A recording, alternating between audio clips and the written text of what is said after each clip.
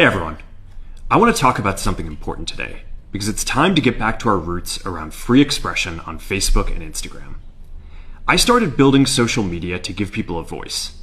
I gave a speech at Georgetown 5 years ago about the importance of protecting free expression, and I still believe this today. But a lot has happened over the last several years. There's been widespread debate about potential harms from online content. Governments and legacy media have pushed to censor more and more. A lot of this is clearly political, but there's also a lot of legitimately bad stuff out there. Drugs, terrorism, child exploitation. These are things that we take very seriously, and I want to make sure that we handle responsibly. So we built a lot of complex systems to moderate content. But the problem with complex systems is they make mistakes. Even if they accidentally censor just 1% of posts, that's millions of people. And we've reached a point where it's just too many mistakes and too much censorship.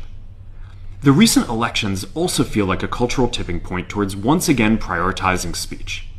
So we're going to get back to our roots and focus on reducing mistakes, simplifying our policies, and restoring free expression on our platforms. More specifically, here's what we're going to do.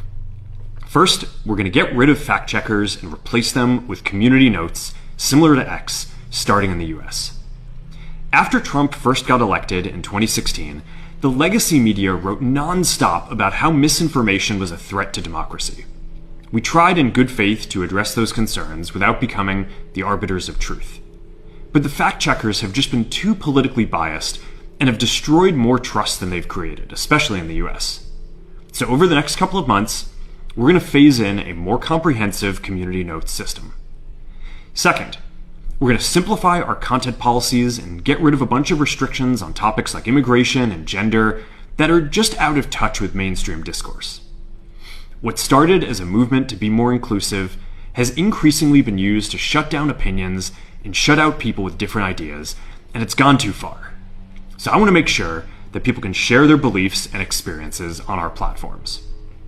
Third, we're changing how we enforce our policies to reduce the mistakes that account for the vast majority of censorship on our platforms.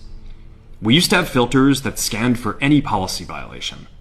Now, we're going to focus those filters on tackling illegal and high-severity violations. And for lower severity violations, we're going to rely on someone reporting an issue before we take action.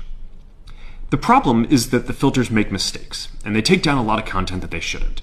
We're also going to tune our content filters to require much higher confidence before taking down content. The reality is that this is a trade-off. It means we're going to catch less bad stuff, but we'll also reduce the number of innocent people's posts and accounts that we accidentally take down. Fourth, we're bringing back civic content. For a while, the community asked to see less politics because it was making people stressed, so we stopped recommending these posts. But it feels like we're in a new era now, and we're starting to get feedback that people want to see this content again. So we're going to start phasing this back into Facebook, Instagram, and Threads while working to keep the communities friendly and positive. Fifth, we're going to move our trust and safety and content moderation teams out of California, and our US-based content review is going to be based in Texas. As we work to promote free expression, I think that it will help us build trust to do this work in places where there is less concern about the bias of our teams. Finally, we're going to work with President Trump to push back on governments around the world that are going after American companies and pushing to censor more. The US has the strongest constitutional protections for free expression in the world.